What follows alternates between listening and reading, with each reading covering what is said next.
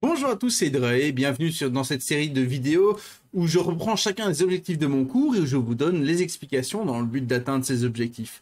Et bienvenue sur la vidéo de fin des équations du deuxième degré. Et donc, c'est pas compliqué, les prérequis pour cette vidéo, c'est absolument tout ce qu'il y a sur le deuxième degré. Enfin, tout. Peut-être pas genre les équations bicarrées, les équations avec des racines carrées, etc. Mais en tout cas, savoir résoudre les équations du deuxième degré clairement, factoriser clairement. Hein, il faut savoir faire ces deux grandes parties-là, qui sont en fait les deux principales parties du chapitre que je fais pour l'instant. Eh bien, allons-y. Donc, c'est quoi l'objectif du jour? Eh bien, l'objectif, c'est que on est donc dans la partie de la factorisation. Et donc, on va continuer à parler des applications de la factorisation. Et une des applications de la factorisation, c'est notamment de mettre au même dénominateur. Et donc, je vous donne l'objectif, hein, c'est donc de s'intéresser à des équations fractionnaires. Ça veut dire, on aura des équations donc avec des variables x, hein, et avec des fractions en même temps. Donc, ça va avoir des fractions algébriques, etc., etc. Il va falloir remettre au même dénominateur alors que ce sont des fractions algébriques. Donc, déjà, ça, c'est pas facile du tout. On va revenir dessus. Et puis, une fois qu'on l'a fait, une fois qu'on a trouvé les solutions, vérifier que la solution respecte les conditions d'existence. Vous verrez, on va revenir dessus parce que c'est vraiment important, plus encore que juste vérifier que sa solution en est une. C'est pas vérifier qu'on n'a pas fait d'erreur ici, c'est éjecter des solutions qui sont apparues et qui sont en fait des fausses solutions. Donc, c'est très, très important. Bien, beaucoup de choses à faire. J'aurais besoin d'abord de rappeler un résultat théorique sur la factorisation. Donc voilà, le résultat factorique. Alors oui, j'ai mis que le résumé. Alors là, ça c'est un rappel de la flemme. Je vous invite à aller voir les parties théoriques, évidemment, si vous voulez voir un vrai truc théorique. Et même les vidéos précédentes. Mais vous verrez, j'ai dû faire de la place parce que ce qui nous attend, c'est un gros morceau. Et donc j'ai fait un petit peu de place. Je l'ai résumé en la formule de factorisation. Mais comme j'ai dit, si vous êtes ici, vous avez les prérequis, vous savez ce qu'il y a derrière. Vous savez que c'est valable seulement si x carré plus bx plus c admet égale 0, admet des solutions x1, x2. Si c'est pas le cas, alors il n'y a pas de formule de factorisation parce que c'est pas factorisable. Tout ça, c'est censé acquis pour cette vidéo aussi. Bien, c'est quoi alors la question sur laquelle on va travailler aujourd'hui? Bah j'en ai pris trois. Déjà, une question, elle est longue, j'avoue, mais j'en ai pris trois parce qu'en fait, il y a des cas différents, il faut tout traiter. Et donc, voilà, ma question, elle superpose mon objectif. Oups. Attends, on va faire un petit peu de place là. Hop là, c'est mieux comme ça. Et donc voilà, il y a trois fractions qu'on va devoir faire. La première, elle est très très très rapide. C'est pour comprendre une étape clé du problème. Et puis par contre, la deuxième et la troisième, ils sont pas rapides. Et les deux vont nous permettre de mieux comprendre ce qu'on fait. Et la troisième a vraiment toutes les spécificités dedans. Si vous savez faire la troisième, globalement, vous êtes bon pour... vous êtes bon. Vous êtes bon. Vous avez atteint l'objectif. Bravo à vous. Merci, bonne journée. Profitez bien de votre après-midi ou de votre soirée. Let's go. Bien. Eh bien, allons-y. Mais là-dedans, donc la clé de tout ça, ça va être d'additionner des fractions. Ou de soustraire des fractions. Est-ce que je le fais tout de suite, puisque j'en ai besoin qu'au deuxième? Peut-être pas. Je vais commencer par le premier gentiment. Et là, je vais me faire un peu de place, hein, parce que autant vous dire que on a... Non, oui, j'ai un message d'erreur que vous n'avez pas eu qui me dit qu'il n'y a rien copié. Je vais effectivement copier la première des questions. Voilà. Et les autres, je vais les masquer. Donc, on va masquer ceci. On va un peu tout masquer, hein. L'objectif, je vais le masquer aussi. Voilà, on va se faire de la place. Hein. Ça pue, hein. Ça pue. Qu'on soit bien d'accord, ça pue. Hein. Quand je fais de la place pour commencer, c'est alors oui sur le côté. Voilà. Bon. Allez, c'est parti. Bon, la première est rapide. C'est pas la première qui est longue. Ce sont les autres. L'énoncé, il est là. Et voilà, il faut résoudre ça. Alors, comment est-ce qu'on résout ça? La première chose à faire, ça va être de comprendre comment. Enfin, d'abord, de manière générale, je vous donne petit conseil de mathématiques. Quand vous cherchez à résoudre un problème que vous avez jamais résolu auparavant, la première chose à faire, c'est pas d'essayer de savoir comment trouver une solution, mais analyser le problème que vous avez devant vous. C'est d'ailleurs un conseil qui ne s'applique pas du tout qu'aux mathématiques. Quand vous avez quelque chose que vous devez résoudre et qui est nouveau, attelez-vous plus à comprendre le problème plutôt qu'à chercher une solution. C'est un bon truc. Ici, la solution va venir du fait qu'on observe que devant nous, on a une fraction qui est égale à 0. Et la question va venir de quand est-ce qu'une fraction est égale à 0? Dans quelles conditions est-ce qu'une fraction est égale à 0? Donnez-moi une fraction qui est égale à 0. Eh bien, une fraction qui est égale à 0, vous pourriez me dire 0 divisé par 1, ça fait 0. Oui, ok, super. Ça, vous pourriez me dire 0 divisé par 2, ça fait 0. En fait, dans tous les cas que vous devrez me donner, le fait que la fraction soit égale à 0, ça implique que le numérateur, là, numérateur, je vais mettre, il est 0. Ok? Une fraction n'est nulle que si et seulement si on dit, ça veut dire deux choses. Donc, d'abord, je fais ma phrase. Une fraction est nulle si et seulement si le numérateur est égal à 0, ça veut dire deux choses. Si le numérateur est égal à 0, alors la fraction est égale à 0. Et si la fraction est égale à 0, alors le numérateur est égal à 0. Ok, c'est vraiment équivalent. D'où la double flèche que j'ai mis au milieu qui se traduit en français par si et seulement si. SSI pour l'abréviation. Alors, je voulais dire. Oui, je voulais dire que on va justifier un petit peu ça. Mais on va justifier d'abord avec les nombres, c'est très facile. Avec les valeurs, après c'est un petit peu moins facile, mais ça va. Comment est-ce qu'on pourrait justifier ça? Bah, c'est facile, parce qu'il suffirait de multiplier à gauche et à droite par 2. Si je multiplie à droite par 2, que je multiplie à gauche par 2, eh bien, les deux à gauche se simplifient. Il me reste donc 0 égale 0, ce qui émerge. Enfin, 0, c'est le numérateur. De manière générale, hein, si je fais ça avec numérateur divisé par 2... mais allez, de manière tout à fait générale, numérateur divisé par dénominateur est égal à 0. Je multiplie à droite par dénominateur, je multiplie à gauche par dénominateur. Les dénominateurs et dénominateurs se simplifient. Il me reste donc numérateur est égal à 0. Et ceci est presque toujours valable dans le sens où ce n'est pas valable si je suis occupé à multiplier par 0. Pour plein de raisons. Déjà, parce que si je multiplie par 0 les deux membres d'une égalité, forcément elle devient vraie, mais c'est plus du tout équivalent. Elle est évidemment toujours vraie si je prends n'importe quelle égalité au monde, 6 égale 7, et que je multiplie à gauche et à droite par 0, bah forcément ça marchera. Hein, mais ça veut pas dire que 6 est égal à 7. Donc c'est pas équivalent. Et deuxièmement, bah, c'est que le membre de gauche, vu que le dénominateur est au dénominateur, bah il peut déjà pas être 0. Bah, sinon ça n'a pas de sens. Alors que le membre de droite, hein, n égale 0 là, bah lui évidemment... pas de dénominateur, si le dénominateur veut 0, tout le monde s'en fout. Qu'est-ce que je veux dire par là? En quoi c'est important ce que je viens de dire? En quoi c'est important? Eh bien, c'est important parce que si je veux résoudre cette équation-là, eh bien, il suffit en fait de s'intéresser au numérateur qui est différent de 0. Qui est 0, pardon. Sauf que c'est pas équivalent. C'est uniquement une flèche vers la droite. Si la fraction est nulle, alors le numérateur est nul. Pourquoi? Parce qu'il y a un cas qui pourrait poser problème, que je viens de citer il y a 2 secondes, c'est si le dénominateur est 0. Ok? Si le dénominateur est 0, alors il y a un problème. Et donc c'est d'autant plus important de citer, je vais montrer, une fois qu'on aura les solutions, je vais vous montrer vraiment ce que ça donne en remplaçant. Hein. Mais pour l'instant, c'est encore un peu théorique, encore un peu abstrait, on ne voit pas encore très très bien, ça va arriver tout de suite. On va écrire les conditions d'existence. Les conditions d'existence, c'est donc que x carré moins x moins 2 est différent de 0. Alors là, on résout une équation du deuxième degré, comme toujours, hein, vous savez maintenant les résoudre, notamment celui-ci. Je vais essayer de gagner du temps un peu dans la vidéo, je vais faire sommer produit dès que je peux, je le ferai pas tout le temps, parce que je ne pourrai pas tout le temps, mais je vais quand même le faire assez souvent. Sommet produit, enfin sinon, je précise maintenant, pour ceux qui ne connaissent pas sommet produit, déjà, vous pouvez regarder les autres vidéos dans lesquelles je l'explique parce que c'est vraiment pratique, mais sinon, même si vous n'avez pas que ça à faire, il n'y a pas de problème, ce que je vous invite à faire, c'est qu'à chaque fois que je vais dire j'utilise sommet produit, vous calculez votre delta, et vous trouvez les mêmes solutions que moi. Ok? Donc, ici, moi, avec la somme et produit, je cherche deux nombres dont la somme est moins 1 et dont le produit est moins 2. Moins 2 et 1. Moins 2 fois 1, ça fait bien moins 2. Moins 2 plus 1, ça fait moins 1. Le E que j'ai fait, c'est le temps de réflexion. Hein. Et donc, j'ai dit moins 2 et 1. Et donc, ça veut dire que je peux factoriser comme ceci. Et donc, ça veut dire que mes solutions, c'est x différent de 2 et x différent de moins 1. Voilà. Ça, c'est pour les conditions d'existence. Je vais effacer le calcul parce que je n'ai pas besoin et que j'aurai pas mal de place déjà qui vont être utilisées. Voilà, je garde uniquement la conséquence. Sur votre rédaction, sur votre feuille, bien sûr, laissez tout. Ça permet au lecteur de comprendre ce que vous faites. C'est très important. C'est le but de communiquer.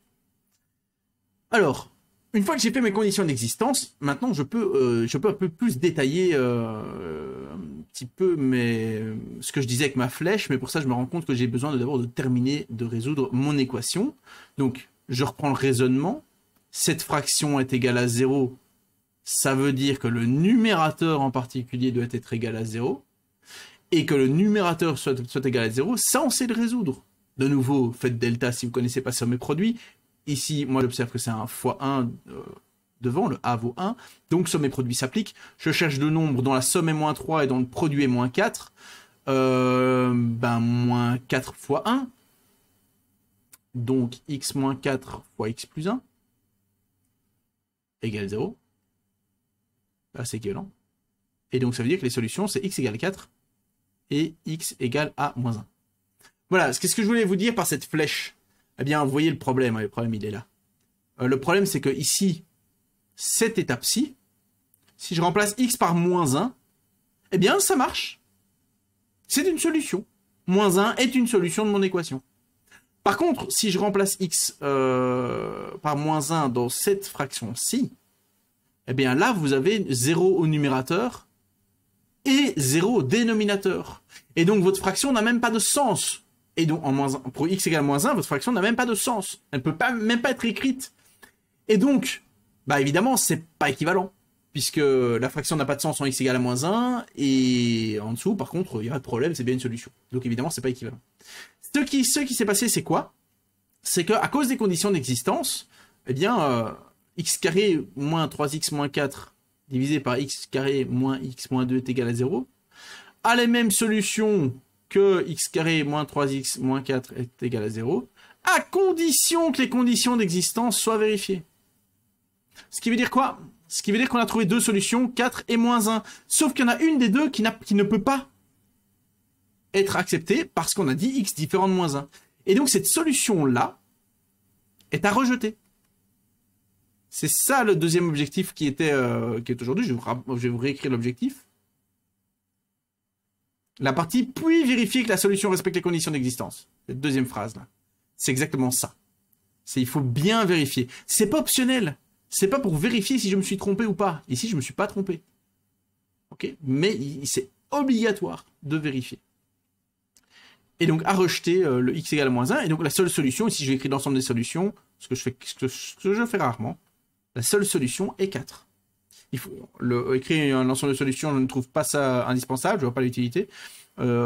Mais par contre, dès qu'il y a ambiguïté, les solutions doivent clairement être écrites. Donc, quelqu'un qui m'écrit la seule solution est x égale 4, ou alors qui m'écrit s est égal à 4, pareil. C'est pareil. Il me dit que les solutions, il n'y en a qu'une et c'est 4. Voilà pour la première fraction. Donc, il y avait deux choses à retenir de cet exemple-ci. La première, c'est que quand on a une fraction qui est égale à 0, c'est facile. On peut multiplier à gauche, à droite par le dénominateur, et ça revient juste à ce que le numérateur soit égal à 0. Et la deuxième chose, c'est comprendre qu'en faisant ça, on crée des solutions, et que il faut donc avoir écrit les conditions d'existence avant, dans le but de vérifier si les solutions qu'on trouve vérifient bien les conditions d'existence. Celle qui les vérifie, donc ici x égale 4 ne pose aucun problème, eh bien c'est une vraie solution. Par contre, celle qui ne le vérifie pas, genre x égale à moins 1 ici pose problème, eh bien il faut la rejeter, parce qu'elle n'a pas de sens dans le problème qui vous était donné de base. Ok? Ça, ce sont les deux choses à comprendre de cet exemple-ci. Bien voilà, je vais masquer cette partie-là, et je vais aller chercher la deuxième question. Voilà. Hop. Je le copie. Je remasque ça. Oups, oups, voilà. Et je vais remontrer ici. Ok, deuxième partie. Deuxième partie, donc, on a quelque chose d'un peu différent, même de très différent, très très différent. Alors surtout, s'il vous plaît, je précise quelque chose que j'ai déjà vu, et je vais en parler une seconde parce que c'est grave. Oui, j'utilise pas le mot à la légère, c'est grave. C'est qu'il y a des élèves qui me disent « Ah oui, du coup, x plus 1, le numérateur là, premier numérateur, x plus 1, ça doit être 0, et 4x plus 1, ça doit être 0. » Ceux qui font ça, ils n'ont rien compris au problème. Pourquoi? Parce qu'ils n'ont pas compris pourquoi est-ce que le numérateur devait être 0. Et donc, ils sont occupés à me dire que dès que je vois un numérateur, c'est 0. Mais non, c'est pas ça, en fait. C'est que si j'ai une fraction qui est égale à 0, alors c'est équivalent à ce que le numérateur soit égal à 0 pourvu que les conditions d'existence soient respectées. Mais ici, on n'a pas une fraction qui est égale à 0. Donc, surtout, On fait pas ça. Pourquoi est-ce que ça arrive, ce genre d'erreur? C'est parce que voilà, dans le fonctionnement de cerveau, quand on comprend quelque chose, le cerveau, naturellement, le simplifie et le contracte et il fait un raccourci, il fait un résumé. On ne stocke pas 100% des informations. Et du coup, ça veut dire qu'avec les quelques informations stockées, il faut avoir assez de compréhension pour pouvoir reformer 100% de l'information. Si vous n'avez pas la compréhension, ce processus ne peut pas avoir lieu. Si vous stockez des informations sans la compréhension, quand vous ressortez les informations après, ça fait des informations déformées et fausses. Et donc ici, quelqu'un qui me dit les numérateurs sont 0, eh bien c'est quelqu'un qui a correctement retenu ce qu'on a fait au cours, mais qui ne l'a pas compris, et donc qui ne peut pas reformer la vérité à partir de ce qu'il a retenu.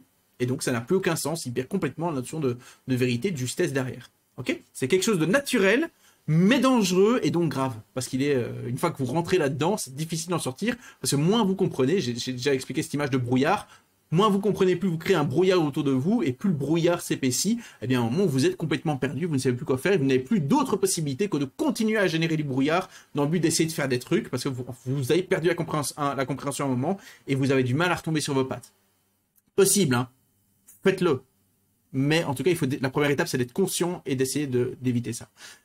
Voilà, je précise ça parce que c'est la partie qui est ici, c'est une partie très difficile, il n'y a rien à faire, elle est exigeante tant sur le point de vue calcul, de fraction, il y a des prérequis dans tous les sens, il y a des erreurs possibles dans tous les sens, et donc on tombe très très vite dans ce travers de remplacer la compréhension par du par cœur, ce qu'il ne faut surtout pas faire. Je tenais à le dire ici, maintenant on va pouvoir se concentrer sur cette deuxième équation.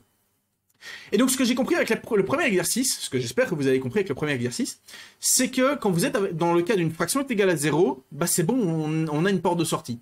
Faut un peu voir ça comme un labyrinthe. Le labyrinthe, c'est, il y a une sortie, la sortie, c'est la solution. Il y a peut-être plusieurs passages différents pour arriver à la sortie, hein, parfois il y en a plusieurs. C'est pas de problème, on peut prendre un passage. Et les conseils que vous donnent les professeurs, ou que je donne moi ici, ce sont des espèces de panneaux indications qui indiquent que dans cette direction-là, il y a probablement une sortie. Quand j'observe tel genre de situation, ça me suggère qu'il y a sûrement une sortie dans cette direction-là. Et donc il faut voir ça comme des panneaux indicatifs, et en fonction de la difficulté du problème, parfois il faut plus chercher ou moins chercher. Mais chercher dans un labyrinthe, c'est normal. Si vous partez du principe que tout doit rouler tout de suite, bah vous supposez que vous avez un plan du labyrinthe. Mais un vrai problème complexe, et là on arrive dans des problèmes tout doucement de plus en plus complexes, eh bien on a besoin de chercher un petit peu dans le labyrinthe. Ok, donc ici on va vous donner des panneaux indicateurs, et le panneau indicateur numéro 1, le plus grand, c'est si vous avez une fraction est égale à 0, numérateur est égal à 0 et on sait résoudre. Ok? C'est un panneau indicateur, mais il y a un mais c'est comme tous les panneaux, c'est qu'un panneau. C'est pas une sortie que je vous donne. C'est une indication qu'il y a probablement une sortie par là. Alors qu'est-ce qu'on va faire dans le but d'arriver à ça? Eh bien, je vais tout mettre du même côté, dans le but d'avoir égal à 0. C'est déjà ma première étape. Je vais volontairement laisser beaucoup de place. J'expliquerai pourquoi après.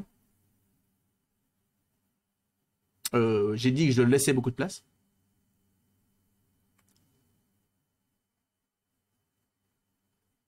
J'ai pas fait mes conditions d'existence, que je vais faire tout de suite aussi.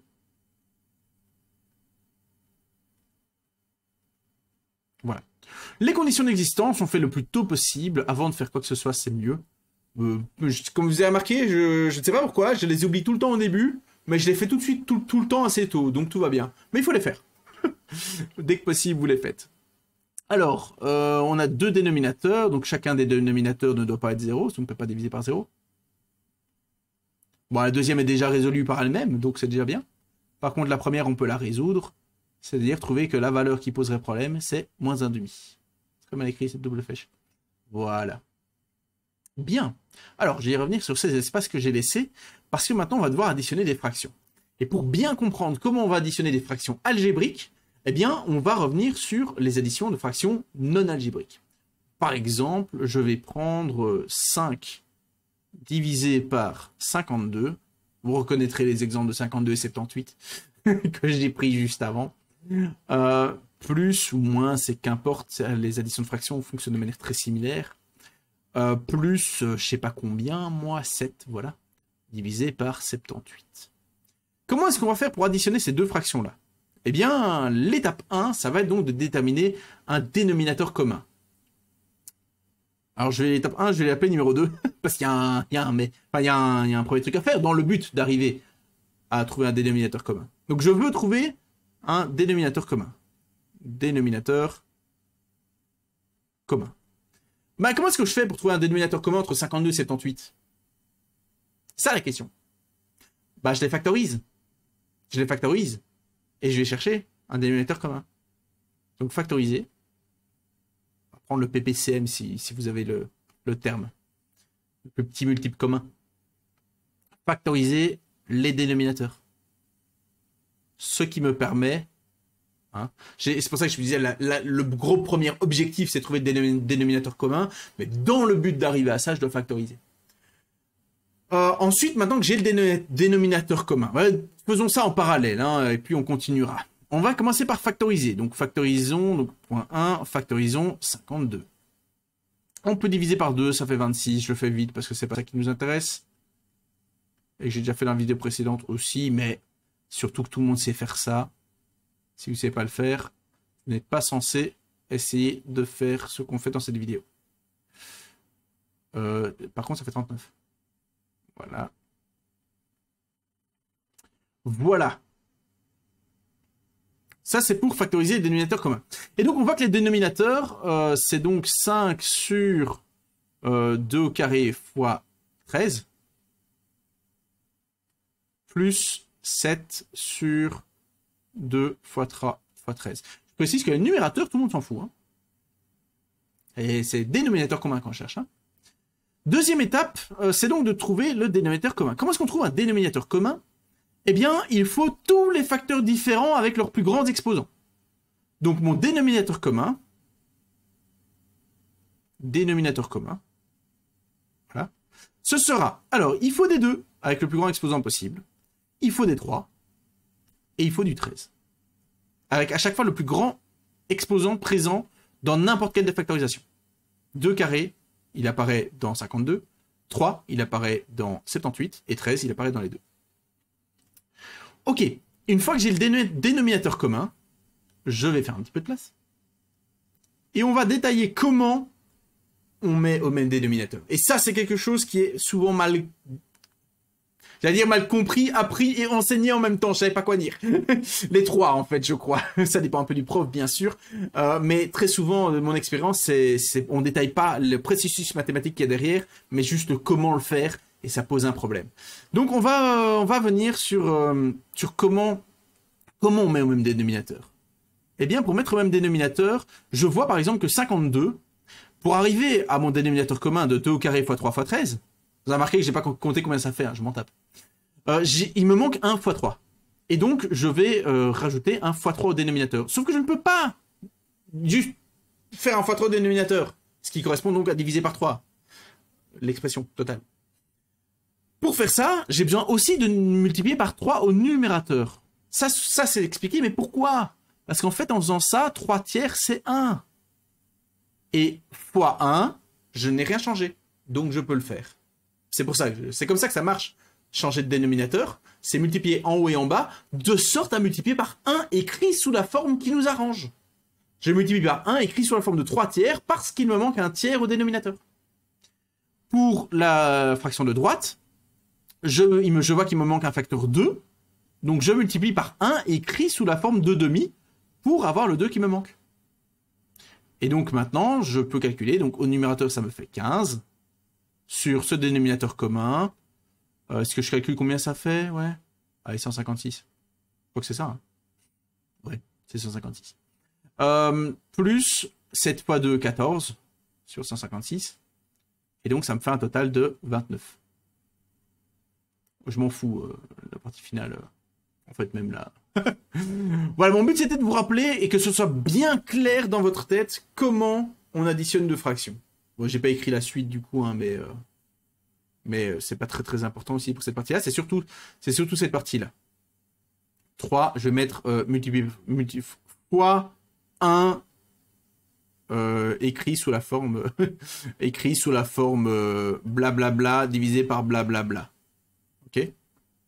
On se comprend. Vous avez écouté jusqu'ici. Ce qui est écrit ne suffit pas. Il faut écouter ce que je dis aussi. Sinon, c'est pas très précis. Ok, maintenant que vous avez bien compris comment additionner des fractions, juste des fractions avec des nombres, eh bien, bonne nouvelle. Bah, c'est pareil. Pour les fractions algébriques, c'est pareil. Et donc, on va mettre ça sur le côté. Allez, en bas là. Et on va faire exactement la même chose. Donc, première étape, je vais factoriser les dénominateurs.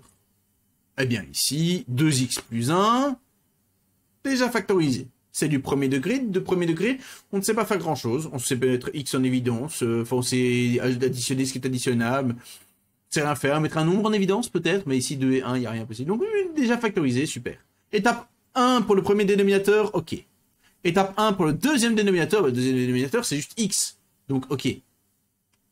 Étape 1 pour le troisième dénominateur, oui, un troisième dénominateur, oui, bien sûr. Oui, ici ça c'est 2 unièmes. Puisqu'on doit additionner des fractions. Donc on l'écrit sous forme de fractions. Donc étape 1 pour le troisième dénominateur, bah 1 on ne sait pas factoriser, donc ok. Super. Ok, bah étape 1 rapide. Attendez le troisième exercice, vous verrez que c'est pas toujours aussi rapide. Ouais, c'est pas beaucoup plus long. Mais voilà, étape 2. Étape 2, eh bien, étape 2, on va donc trouver le dénominateur commun. Je sais pas pourquoi j'ai regardé en dessous 6 pour vous montrer en fait. Dénominateur commun. Et donc le dénominateur, on a dit, c'est tous les facteurs possibles, les facteurs possible. J'insiste sur le mot facteur. Pourquoi? Parce que 2x, c'est pas un facteur. Ça, c'est un terme. 2x plus 1, c'est un facteur. Donc, il faut considérer 2x plus 1 comme étant une chose. Je sais qu'on voit 2 fois x plus 1. On voit plein de petits détails comme ça. Il faut essayer de prendre un peu de distance et de dire ça, c'est un facteur. 2x plus 1, vous ne pouvez pas le factoriser? Non, donc c'est un facteur. Ok? Si vous aviez pu factoriser, vous auriez eu peut-être 2 facteurs. Ok, mais là, j'ai pas pu le factoriser, c'est donc un facteur, tout seul. Et donc, j'ai un facteur qui est 2x plus 1, j'ai un facteur qui est x, et j'ai un facteur qui est 1. Et on a dit, donc, pour trouver le dénominateur commun, il faut prendre tous les facteurs différents, avec leur plus grand exposant sur lequel ils apparaissent au moins une fois dans le calcul. Et donc, on voit qu'il y a du 2x plus 1, on voit qu'il y a du x, bon, et le 1, ça ne sert à rien d'écrire, ce fois 1, ça ne change rien, bien sûr. Ok ? Et donc, j'identifie que mon dénominateur commun, c'est lui. 2x plus 1 fois x, c'est mon dénominateur commun. Et comme pour les nombres, je n'avais pas distribué jusqu'à la toute fin. Ici, je ne distribuerai pas non plus. Même pas à la toute fin. J'ai donc mon dénominateur commun qui est 2x plus 1 fois x. Je vais donc maintenant faire l'étape 3. L'étape 3, c'est multiplier par 1 écrit sous la forme qui nous arrange dans le but d'arriver au dénominateur commun. Donc, je regarde ce qui me manque. Et là, je vois que j'ai le facteur 2x plus 1, super. Mais il me manque le facteur x. Donc, je vais multiplier par 1, écrit sous la forme qui m'arrange. X sur x, ça fait 1. Pareil ici. Je vais multiplier par... Je vois qu'il me manque le facteur 2x plus 1. Oui, c'est un seul facteur. Il faut vraiment se mettre en tête que c'est un seul facteur. 2x plus 1, c'est un facteur. Et il me manque le facteur 2x plus 1. Donc, je le rajoute en bas et en haut dans le but d'avoir multiplié par 1. Et ici, je vais manquer un peu de place ici. Puisque à la dernière fraction, là, le 2 unième, je vois qu'il me manque les deux facteurs. Il me manque le x et le 2x plus 1. Il me manque tout le dénominateur. Donc je vais multiplier par tout le dénominateur. Ok. Je peux effacer mon dénominateur commun que j'avais en tête, qui maintenant est écrit. Et donc, c'est équivalent à... Je vais aussi effacer la partie du bas, parce que j'aurai besoin de place. Et qu'on en a plus spécialement besoin. Pour le moment. Ok, allons-y. Voilà. Donc, on va calculer ce qui est calculable maintenant. Alors attention, premier piège. Je dis premier parce qu'il y en a plein. Il y en a deux grands pièges sur la question. Deux grands pièges en plus de la difficulté globale. Bonjour l'exercice de fou. Mais il y a deux grands pièges. Deux grands pièges. Le premier grand piège, on a couleur orange. Orange, ça fait un peu danger comme ça. Hop. Hop, et ça fait objectif et ça fait danger en même temps. Premier grand piège, c'est qu'attention, quand on écrit une fraction, ça sous-entend des parenthèses. C'est tout le x plus 1 qui est divisé par tout le 2x plus 1. Il y en a qui me multiplient juste le x sur le 1. En mode priorité d'opération, x fois 1. Non, il y a des parenthèses autour du 2x plus 1. Donc c'est bien le x qui multiplie tout le 2x plus 1. Et il y a ça à chaque fraction. Alors là aussi, mais je ne l'écris pas parce que ça sert à rien. Mais il y en a aussi. Pareil, 2 et 1, ça sert à rien. Et là aussi. Ok? Donc je vous recommande de faire vos calculs et laisser les parenthèses écrites. Donc, première. Alors le dénominateur, je n'ai pas de raison de le multiplier. Vous verrez qu'il va disparaître plus tard.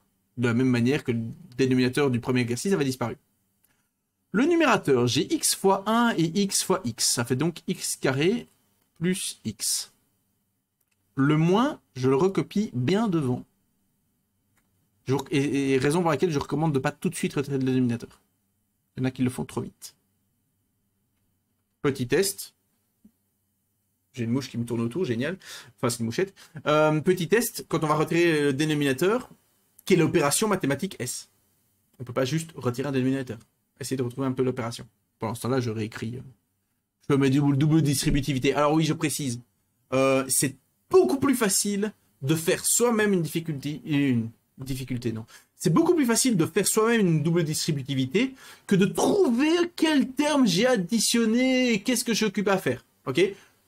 Meilleur conseil, essayez pas de suivre ce que je vais faire là dans le calcul, c'est juste du distributivité, vous savez le faire, faites-le, il n'y a pas besoin de me suivre pour le faire, arriver au même résultat final, ce sera amplement suffisant et beaucoup plus efficace. Tant en termes d'apprentissage qu'en termes de ne pas se poser des questions à la con, parce que c'est hyper dur de savoir ce que j'ai calculé. Donc moi en plus je vais le faire de manière efficace, je vais éviter les étapes intermédiaires parce que c'est long à recopier. Et pendant ce temps-là, je vous laisse réfléchir à quelle est l'opération qu'on fait dans le but de faire disparaître le dénominateur.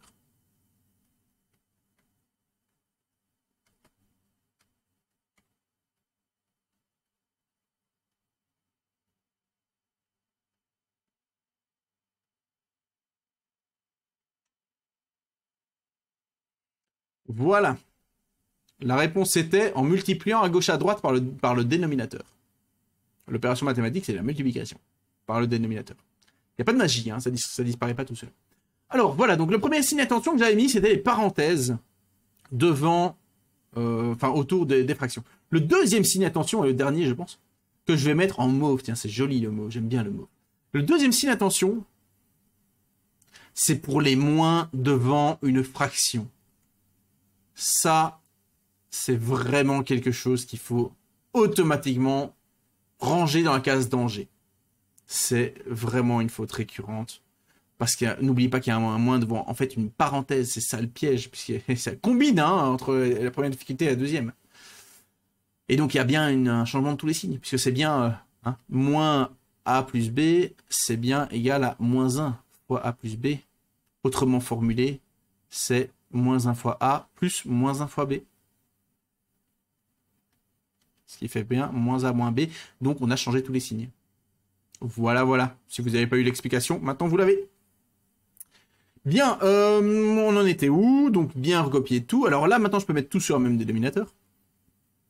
Qui est donc x fois 2x plus 1. Et au numérateur, je mets x carré plus x. Alors, attention, on change tous les signes. Moins 8x carré, moins 6x, moins 1, moins 4x carré, moins 2x, égale 0. On peut donc multiplier à gauche et à droite par le dénominateur, dans le but de simplifier, dans le but de retirer ce dénominateur qui nous embête. Maintenant, on est bien revenu en fait à la phase, on a une fraction est égale à 0. Donc, on est revenu dans le premier exercice. Et donc, la suite, vous connaissez.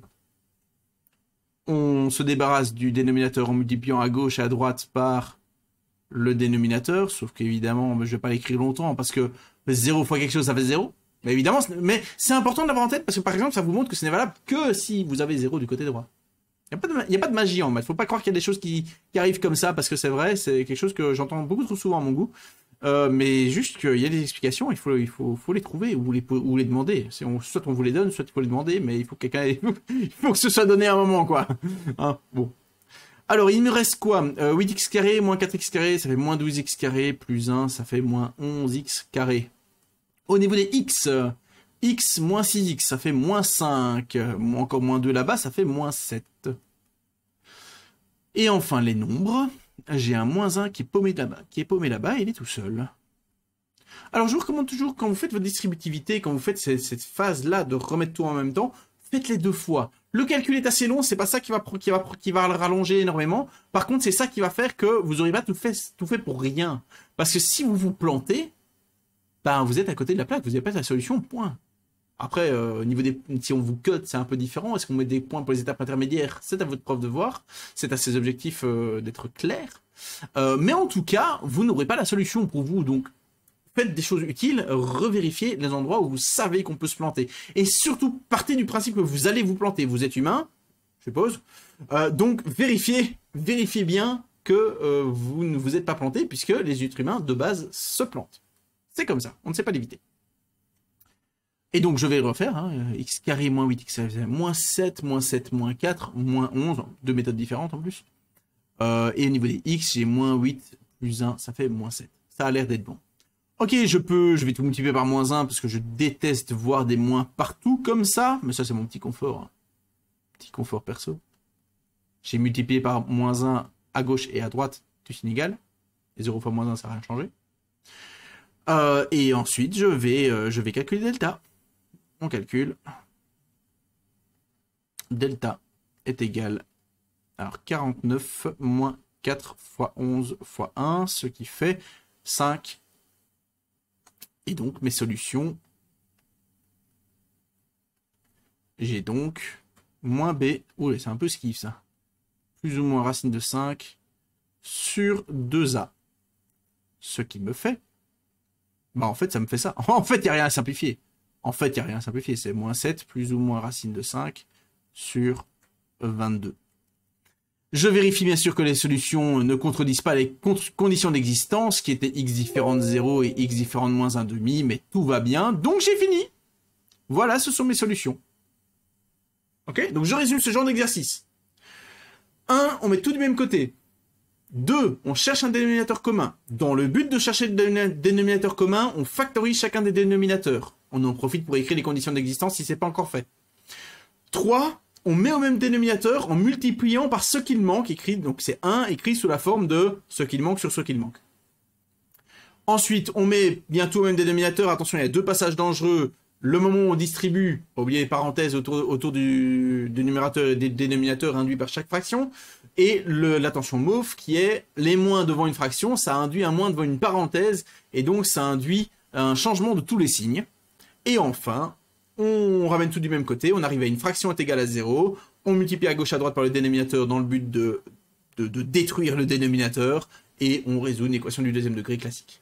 C'est un peu toujours le même schéma, mais c'est dur. Il n'y a pas à dire, c'est pas un exercice facile, mais c'est tout le temps le même schéma, au moins. Eh bien, allons-y sur le troisième, parce que oui, le troisième encore, il y a quelque chose d'encore plus complexe. Mais c'est le dernier, par contre, et courage. Tu vas y arriver, la vidéo dure 3 heures aussi. Mais ça, je le savais, en même temps, il n'y a pas de surprise. Hein. Let's go, je reprends la question. La question 3, c'est donc celle-ci, hop, un peu plus grand, c'est cette question-ci. Je vais prendre ça, je cache la question. Et on va se faire une nouvelle résolution. Donc forcément, ben, comme d'habitude, hein, pour résoudre cette question-ci, ben, il y a besoin de savoir résoudre la précédente. Donc, si c'est pas clair pour la précédente, bah, déjà fais un petit exercice avant, peut-être de regarder celle-ci, même si, bon, 90% sera similaire. Il y a juste un gros mais. Il y a que... Je vais détailler quelque chose. Reparlons un petit peu de nombre, parce que ça nous parle beaucoup mieux. Pardon pour le son. Ça nous parle beaucoup mieux. Si par exemple, je prends comme dénominateur 6, je vais mettre 1 en numérateur, je m'en fous, et 4. Mais il y a plusieurs dénominateurs communs. Quelqu'un pourrait me dire depuis tantôt, oui, mais Hydré, pourquoi tu mets tout... ça fait un peu coluche. Pourquoi tu te casses la tête à factoriser des dénominateurs, alors que, ouais, je sais bien que 6 et 4, il y a 12, qui est le plus petit dénominateur commun. Mais regarde, si tu fais juste 6 fois 4, c'est facile. C'est bon, c'est un dénominateur commun. Donc là, il suffit de multiplier par 4, et là, il suffit de multiplier par 6. Et c'est bon, hein, ça fait 4 plus 6, et easy, quoi. Blablabla. Eh bien, j'allais te donner un prénom, je sais pas comment tu fais. Eh bien, toi qui penses ça, d'abord très bien, parce que j'adore l'esprit critique et voir ce genre de choses, c'est montrer que tu réfléchis activement quand tu écoutes, et ça c'est génial, donc continue comme ça. Mais la deuxième chose surtout, c'est qu'il y a un mais. Il y a que quand ce sont des nombres, travailler avec des plus petits nombres, donc chercher le plus petit dénominateur commun, ça permet juste de travailler avec des plus petits nombres, c'est une question de confort et pas d'obligation. Sauf que quand on factorise et quand on parle d'expressions algébriques, comme on a au-dessus là, Eh bien, c'est plus juste du confort d'avoir le plus petit dénominateur commun. Pourquoi? Parce que, je vais te montrer là. Regarde, tu as 3 dénominateurs ici. Tu as 4x plus 8, tu as x plus 1 et tu as x carré plus 3x plus 2. Si tu multiplies les 3, eh bien tu vas arriver sur du degré 4. Degré 2, degré 1, degré 1. Quand tu multiplies tout ensemble, ça fait degré 4. Ce qui veut dire que pour arriver à ce degré 4, ben par exemple, regarde, le membre de droite là, tu vas devoir le multiplier par... ben non, c'est pas le bon exemple. Le membre de gauche là, tu vas devoir le multiplier par le x plus 1 et aussi par le x carré plus 3x, blablabla. Ouais, j'écris sur le bord du tableau, tout ça, je suis un ouf. Et si tu multiplies comme ça, eh bien tu vas arriver à du degré, compte avec moi. Degré 1 déjà présent au dénominateur, ça fait 2, ça fait 4. Et tu arrives donc, oui, ton calcul est juste, tu ne vas faire aucune erreur mathématique. Aucun problème. Tu vas juste arriver à une équation de degré 4. Sauf que forcément, le but de tout ça, à un moment, c'est de résoudre l'équation. Et donc, résoudre une équation de degré 4, bah courage, hein. Bah vas-y. Autrement formulé, le problème c'est quoi? C'est que autant dans les nombres, prendre le plus petit dénominateur commun, eh bien c'est un confort. Par contre, dans les fractions algébriques, prendre le plus petit dénominateur commun, bah c'est une absolue nécessité. Et voilà, il est là le problème. Et avec la factorisation, autant dans les nombres elle est optionnelle, autant dans les fractions algébriques, elle est absolument indispensable. Et donc voilà. Donc je vous invite, le meilleur truc que je puisse vous inviter à faire là maintenant, c'est à faire l'erreur une fois. Faites l'erreur, après cette vidéo peut-être, un jour vous oubliez, vous faites vos exercices et vous tombez sur du degré 3, du degré 4. Mais rappelez-vous que le moment où vous n'arrivez plus à résoudre, c'est pas parce que l'exercice ne vous permettait pas de résoudre, mais parce que votre méthode de résolution posait un problème. C'est votre méthode qui ne permet pas d'arriver à une solution résolvable. En fait, votre méthode c'est assez bizarre de dire que votre méthode elle sera juste, elle ne comporte aucune erreur, mais c'est une mauvaise stratégie parce qu'elle vous mène à un type de solution que vous ne savez pas résoudre vous-même. Les solutions existent, elles sont toujours présentes, mais vous ne savez plus les trouver parce que vous les avez trop masquées sous des trucs. Vous voyez un peu, c'est un peu bizarre. Voilà le problème. Et donc il faut absolument factoriser. C'est pas optionnel. Et donc on va factoriser. Et c'est ça la difficulté en plus de ce troisième exercice. Alors on va commencer par les conditions d'existence et vous allez voir pourquoi. Parce qu'il y a un indice qui va se glisser dans les conditions d'existence. Donc conditions d'existence. Je vais faire à droite. Conditions d'existence. Il y a 3 conditions. La première, ouais, quand on commence à numéroter, c'est qu'il y en a trop. 4x plus 8 différent de 0. La deuxième condition d'existence, c'est x plus 1 différent de 0. La troisième condition d'existence, c'est x carré plus 3x plus 2 différent de 0. Et donc, je vais résoudre ces équations pour trouver les valeurs de x qui sont à rejeter. 4x plus 8 différent de 0, je peux déjà diviser à gauche et à droite par 4, ce qui me fait x plus 2. Et donc x différent de 2, moins 2. La deuxième, on doit avoir que x est différent de moins 1. Et la troisième, alors je vous recommande la somme et produit. Là, je cherche deux nombres dont la somme c'est 3 et dont le produit est 2, donc 2 et 1. Et donc je peux réécrire en version factorisée avec 2 et 1. Ce qui veut dire que x plus 2 doit être différent de 0 et x plus 1 doit être différent de 0. Ce qui veut dire que x est différent de moins 2 et x doit être différent de moins 1. Et là, vous avez un énorme indice qui s'est glissé dans les conditions d'existence. Regardez un petit peu ce que vous devez avoir. Je dis ce que vous devez avoir sans quoi? Si on n'avait pas ça, eh bien, on ne saurait plus résoudre l'exercice. Simplement, ça montre, les degrés montraient trop haut et on ne saurait plus le résoudre. Si on vous donne l'exercice, c'est parce qu'on sait le résoudre. Donc, vous devez avoir un truc qui va ressembler à ça. C'est qu'ici, vous avez moins 2 et moins 2 qui revient, moins 1 et moins 1 qui revient. Et rappelez-vous ce qu'on a discuté déjà plusieurs fois sur la loi du reste, c'est que connaître les solutions à les racines d'un polynôme et connaître la factorisation, c'est la même chose. Donc le fait de voir que x est égal à moins 2, pardon, c'est différent, ça peut pas être moins 2. Le fait de voir que x... Le fait de voir que x ne peut pas être moins 2 là et là, ça veut dire qu'en fait, les deux se factorisent de la même manière avec du x plus 2. Le fait de voir que x doit être différent de moins 1 là et là, ça veut dire qu'en fait, il y a du x plus 1 dans les deux. Et du coup, la première étape, la condition d'existence, vous aide à déjà faire la mise au même dénominateur en factorisant du coup vos dénominateurs. Le premier dénominateur, on avait déjà vu que c'était 4 fois x plus 2. Le deuxième, je vais laisser de la place, vous savez pourquoi maintenant. Le deuxième dénominateur, du coup, c'est x plus 1, on ne sait rien faire. Je vais tout ramener du côté gauche, parce que je veux que ce soit égal à 0 après. Et le troisième dénominateur, je sais que c'est x plus 2 fois x plus 1, puisqu'on a trouvé les solutions qui étaient 2 et 1. Moins 2 et moins 1, pardon. Et est égal à 0. Voilà, et maintenant je peux... Maintenant en fait, quand j'ai fait ça, quand j'ai pas oublié de factoriser, c'est ça en fait, la difficulté du troisième exercice c'est exactement celui-là, mais vous verrez qu'un petit combo après, ça arrive. Mais la difficulté principale de cette troisième partie, c'est bien l'importance de factoriser, sans quoi la solution... sans quoi ça ne marche plus.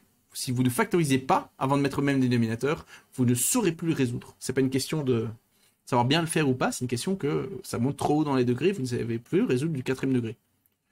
Ou du 3e. Et donc quoi? Eh bien, on va multiplier par ce qui manque. Donc, j'identifie d'abord le dénominateur commun. Le dénominateur commun, je prends tous les facteurs différents avec leur plus grand exposant. Je vois qu'il y a du 4, c'est un facteur. Je vois qu'il y a du x plus 2. Et je vois qu'il y a du x plus 1. Et c'est tout. Donc ça, c'est mon dénominateur commun. Et donc, je regarde ce qui manque pour y arriver. Et je l'écris 1 sous la forme de ce qu'il manque divisé par ce qu'il manque. Donc voilà, ça c'est 1. Et comme ça, j'ai le bon dénominateur. Ensuite, ici, il me manque 4 fois x plus 2.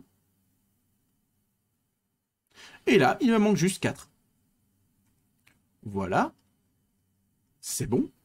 Je peux faire attention à l'attention orange. Rappelez-vous, il y a des parenthèses autour des numérateurs et des dénominateurs. On ne les oublie pas pour les factorisations. Enfin, pour les... je commence à être fatigué, moi. Allez, longue vidéo, hein. Distributivité. Donc, j'ai x plus 1 fois x plus 1. Ça fait x carré plus 2x plus 1. Le dénominateur, j'ai pas besoin de le distribuer puisqu'il va être simplifié par après. Deuxième fraction. J'ai juste 4x plus 8. Et le dénominateur, je n'ai pas besoin de le développer. Ensuite, j'ai juste moins 4. Et pareil, le dénominateur, je n'ai pas besoin de le développer. Deuxième attention, les moins devant les fractions. Ici, il n'y a pas vraiment de problème, parce qu'il n'y a pas de parenthèse, il n'y a pas plusieurs signes, il y en a juste un. Donc, pas de problème. Ce qui fait donc, je mets au même dénominateur. Le dénominateur, évidemment, c'est 4 fois x plus 2 fois x plus 1. Il faut que tout ça soit égal à 0. Le numérateur, j'ai x carré plus 2x plus 1 plus 4x plus 8 moins 4. Et donc, ça me fait... Alors, je peux multiplier à gauche et à droite par le dénominateur dans le but de le simplifier. La conséquence, c'est qu'il ne me reste plus que le numérateur est égal à 0. Et là, le numérateur est donc les x carrés, j'en ai qu'un seul. Les x, j'ai 2x plus 4x, ça fait 6x. Les nombres, j'ai 1 plus 8, ça fait 9 moins 4, ça fait 5. Je peux résoudre cette équation-ci. On peut faire notamment la somme et produit. On cherche deux nombres dont la somme est 6 et dont le produit est 5. C'est évidemment 5 et 1. Ce qui me permet de le factoriser rapidement.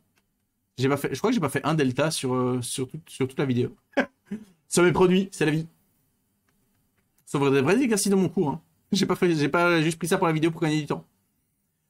Et donc les solutions sont donc x est égal à moins 5 ou x est égal à moins 1. Sauf que n'oubliez pas de vérifier les conditions d'existence puisque j'ai une faute subtile, mais une faute qui s'est glissée ici.